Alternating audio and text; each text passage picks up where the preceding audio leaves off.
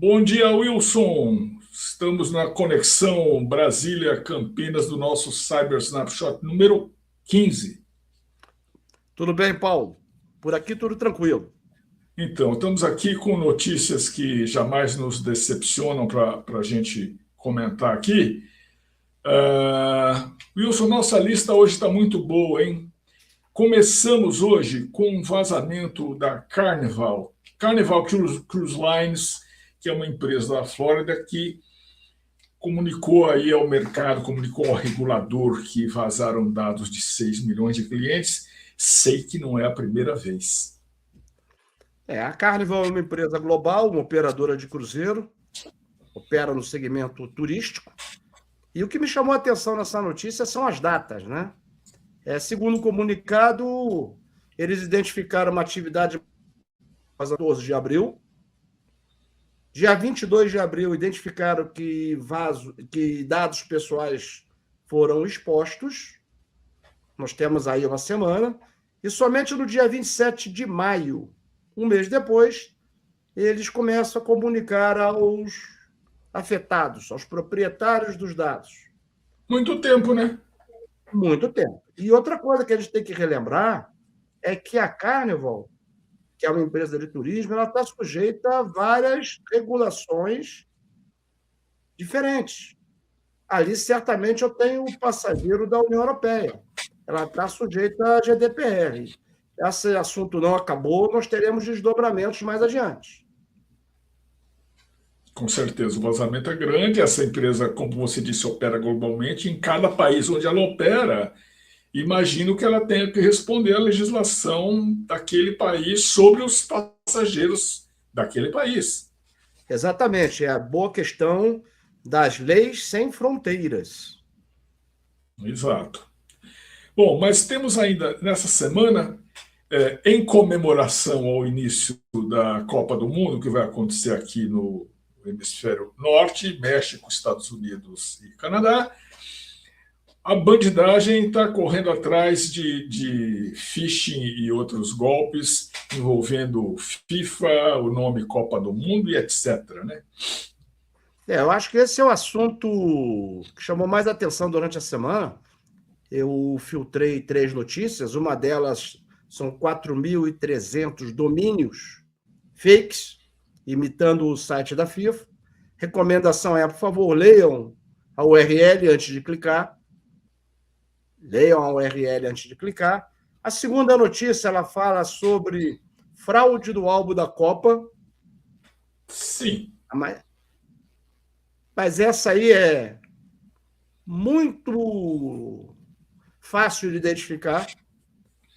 A Panini, os cromos do álbum da Panini, os pacotinhos de cromos, constam com 7 cromos. E esse anúncio que está correndo na internet são pacotinhos com 5 cromos. Tem alguma coisa estranha.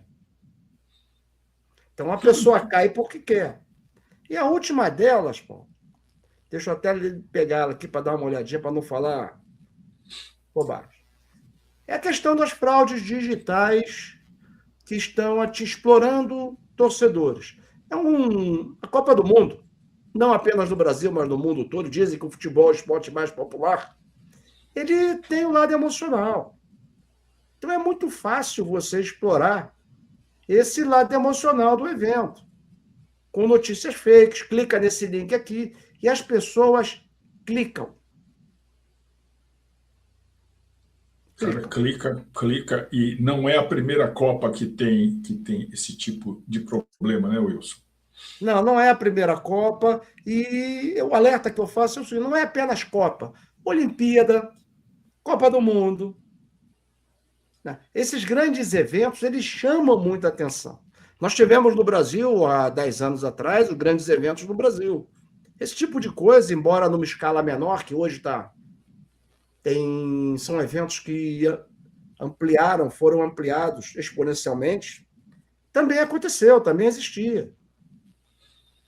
Esses grandes eventos, eles atraem a atenção das pessoas. Até mesmo evento religioso. Jornada Mundial da Juventude. Nós tivemos aqui no Brasil uma Jornada Mundial da Juventude antes da Copa do Mundo, 2012, 2013. Tivemos, me lembro disso. Tivemos. E ali, apenas para fazer um comentário, né, foi o batismo de fogo do Centro de Defesa Cibernética. Foi o batismo de fogo, foi naquele evento, da Jornada Mundial da Juventude. Aprendemos um monte ali. Você que na carreira militar teve envolvido parcialmente com a proteção desses eventos, que comentário você poderia fazer sobre o risco que paira sobre Brasil e outros países nesses grandes eventos? Paulo, a grande questão é a questão geopolítica, né? Na época que esses eventos foram realizados no Brasil, nós tínhamos um diagnóstico que a delegação brasileira não seria alvo. Nós poderíamos ser palcos, porque toda a mídia está aqui. Então, um agente malicioso que tem, não apenas para cyber, mas para qualquer tipo de... o agente malicioso que quer chamar a atenção, ele vai se aproveitar disso. Ele quer um palco, né? Esse é o palco. É o palco. É diferente de um evento desse tamanho, como foi a Copa... Não, 2000... Deixa eu ver aqui. Como foi a Copa de 2018 na Rússia. É diferente. A realidade é diferente. Eu tenho que analisar a questão de segurança tendo como meu farol a questão geopolítica. Geopolítica. O que pode acontecer? Em 2018, por exemplo, a Rússia já estava em guerra com a Ucrânia. Sim. Já estava em guerra. Então é olhar... É muito diferente o ambiente, né? E a questão de segurança ela tem uma conexão muito forte com a questão geopolítica. Muito bem, mas deixando agora os grandes eventos, vamos para grandes números, né? A gente teve essa semana aí um relatório do Gartner, que é uma consultoria globalmente consagrada, trazendo aí, entre aspas, 3 prioridades para os CISOs na era da IA. Você viu esse relatório? O que você destaca dele, Wilson? Olha, Paulo, eu vi, tá? As 3 prioridades que o Gartner pontuou estão vinculadas a emprego de inteligência artificial. A primeira delas está relacionada à identidade como infraestrutura fundamental. Eu costumo dizer que hoje a identidade é o novo perímetro. Então, sobre a questão da identidade, eu não tenho muito a acrescentar. Tá? Vamos tomar cuidado com as nossas identidades, até porque hoje a grande maioria dos acessos não autorizados estão sendo realizados com credenciais legítimos. Então, esse é um problema. Tomar cuidado com a sua credencial, né? Com o seu nome de usuário e com a sua senha. O segundo ponto, ele fala sobre resiliência. Resiliência como métrica de sucesso. Tá? Isso não é novo, não tem nenhuma novidade. Mas ele faz uma afirmação que eu acho muito forte. Resiliência, não a prevenção, é a estratégia na qual as organizações podem realmente vencer. Isso está no texto. Eu não vejo uma separada da outra. É impossível. É impossível. Não vejo uma. Então, o que é mais importante? A ou B não tem isso. Tá? Eu prefiro, por exemplo, investir em prevenção. Eu prefiro tratar esse problema antes do agente malicioso estar dentro das minhas premissas. As duas trabalham juntas. Se não tiver prevenção, você não vai ter resiliência. Prevenção e resiliência. Não tem como separar. O que é mais importante? Eu já escutei isso em alguns outros lugares, tá? Em congressos, em seminários. Não, então o importante agora não é prevenir. O importante agora é estar preparado para o ataque. Não tem separação, porque a preparação para o ataque ela está no contexto maior de uma postura de segurança substantiva. Eu estou falando de postura de segurança. Prevenção e preparação são pilares que estão debaixo do mesmo guarda-chuva. Aí tem o terceiro ponto, que inclusive conversa com uma outra notícia que nós vamos tratar sobre ela mais adiante. A GART prevê que até 2028, organizações que plantarem IA efetivamente em SOC reduzirão 30% os incidentes. Forte. Tá? E depois ela complementa. Ela aponta uma mudança do analista respondedor para o analista supervisor. Não faz sentido. Não faz sentido. Qualquer automação tem que ter gente no loop. Qualquer automação vai ter que ter gente no loop. Aí ele diz aqui, o analista respondedor vira supervisor. Então as respostas serão todas elas automatizadas? É isso que ele está dizendo? Eu não acredito nisso. A GART prevê, ela coloca um horizonte temporal que é 2028. Vamos aguardar. Vamos esperar 2028. Eu também pago para ver. Pago para ver. É mais uma, isso é uma coisa que nós temos que ter um pouquinho de calma, é mais uma daquelas previsões sobre tecnologia que não se realizam. Alguns pesos pesados da tecnologia já disseram em 2015, em 2006, que hoje nós estaríamos com veículos autônomos. É veículo autônomo, mas não substituiu o veículo dirigido à mão. O motorista ainda tem emprego. Como eu acredito que o analista continuará tendo seu emprego. Mas dali nós temos em seguida uma outra notícia que, como você falou, conversa com essas duas se conversam, que é também uma descoberta, é um estudo da Proofpoint, né, que foi divulgado em março, dizendo o seguinte, deixa eu ver se é da Proofpoint. O novo insider das empresas, quem que é? É o agente de IA que está com as suas credenciais para ir aonde você deveria ir, e ele está indo. E se alguém sequestrar o agente... Paulo, faz todo sentido essa notícia.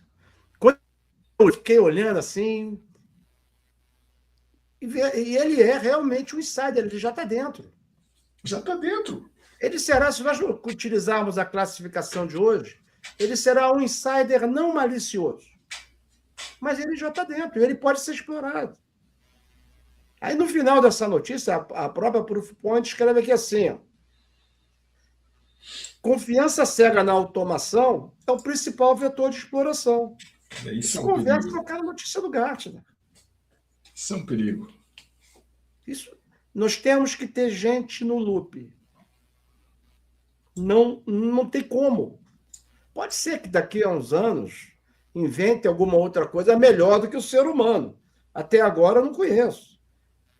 E a automação, tudo isso é para ajudar o trabalho das pessoas. A IA, se você não tomar conta dela, ela pira e segue em frente com a piração que ela inventou. É assim que funciona. Ela alucina, ela faz coisas que não estão programadas, e se não tiver você no loop, você se ferra, ou ferra a empresa, pior ainda. Uma vez, Paulo, eu escutei uma conversa sobre resposta, né? Respostas automatizadas. Tudo bem, eu acho que faz parte, é uma melhoria, ganha tempo, você acelera. Outra que eu também já escutei era fazer, como é que é bem mesmo o termo? Aplicação de atualizações automatizadas. Não dá para fazer isso. Tem, dependendo do que for, da acessibilidade, uma infraestrutura crítica, isso é proibido. Então, aplica um patch. Aquele patch não dá um problema, derruba um processo industrial. Então, eu acho que nós temos que tomar muito cuidado com esse hype. Ajuda muito, é muito bom. Agora, não vai substituir. Veja-se, leia-se CrowdStrike, julho de 2024. É. Então, o exemplo está aí, todo mundo conhece. Bom, tem uma outra notícia na frente, mas se a gente quiser continuar com o Iaco, a gente pode pular para a notícia da Anthropic, que correu por pique. O Paulo, podemos ir para lá sim. Essa notícia da Anthropic, ela é uma piada. Ela é uma verdadeira piada. Eu acho que não faz o menor sentido. Não faz o menor sentido. Ele usa um termo aqui que Vamos falar o título. Fala o título para os leitores aí, o título da notícia. Anthropic pede pausa global no desenvolvimento de IA. É a piada. Essa aqui é a piada, é o título da piada. E depois ela começa a fazer uma série de considerações. E uma delas, ela diz o seguinte: a empresa estaria disposta a desacelerar ou pausar temporariamente se outros desenvolvedores do mesmo patamar também o fizessem de forma verificável. Aí ele acabou de mandar uma cartinha para o Papai Noel. O Papai Noel da Casa Branca ou dos colegas? Isso não existe, isso não existe. Quem é que vai abrir? Vai ser verificável. Isso aí é um discurso que eu escutei muito disso na época da década de 90, quando caiu o muro, que todo mundo era amigo, o mundo era azul. Isso não existe. Isso não existe. Isso aí é um problemaço. É um discurso completamente desconectado da realidade dos fatos. Minha leitura é a seguinte: a coisa está ficando boa, só que a gente está vendo que o treco não é controlável, ele funciona sozinho também. É como um carro autônomo, ele dirige sozinho, mas se ele pirar, nós não vamos conseguir evitar um próximo atropelamento. E aqui, Paulo, tem um gancho que é muito interessante a gente fazer. Eu gosto muito de comparar a inteligência artificial com a questão da energia nuclear, outras tecnologias sensíveis. Esse tipo desse discurso eu já vi, tá? Nós temos vários exemplos aí. Eles são utilizados muitas vezes com uma finalidade de cercear o acesso da tecnologia a outros players. Esse é o jogo. Esse é o jogo real. Tá? Eu tenho, eu posso ter, eu continuo tendo. Você não. Compra de mim e paga royalties. Então, essa é uma discussão. Já existe hoje no mundo uma discussão sobre segurança cibernética, sobre inteligência artificial, esses dois pilares, para se construir o que eles chamam, o que a doutrina chama de regime internacional de segurança. O mais famoso é o TNP, o Tratado de Não Proliferação Nuclear. Se nós olharmos, o conceito que está por trás disso é muito legal, é muito bonito, é humanista. Vamos controlar, porque isso pode gerar um mal para a sociedade, para a aldeia global e tudo mais. Olha, não é nada disso, não. Pode ter gente até que acredite. O que está acontecendo ali é cerceamento ao acesso de tecnologia acessível. E isso nós temos que olhar. Já tem uma... Outro dia eu vi um país anglo, posso dizer, a Austrália, ele tem dentro da sua diplomacia uma vertical sobre tecnologia, cibersegurança, IA. Então já estão trabalhando nisso, já está se construindo um discurso. Um vocal muito importante nesse discurso é a própria Universidade de Harvard, o Belfer Center. Então nós temos que olhar. Essa proposta da Anthropic não faz o menor sentido. O menor sentido. Ele já conversou isso com o chinês? Ele já conversou isso com o russo? Ninguém combinou o jogo, né? Essa notícia a gente mata ela rapidinho. Bom, a nossa última do dia é uma notícia interessante aí sobre mão de obra, Wilson. É uma pesquisa do SANS Institute que faz periodicamente, fez novamente esse ano, e trouxe uma constatação interessante, que é o seguinte: a preocupação dos caras, dos entrevistados, é muito maior com a falta de habilidade do que com a falta de gente. Ou seja, piorou. Gestão de talentos, qualidade da mão de obra. Exato.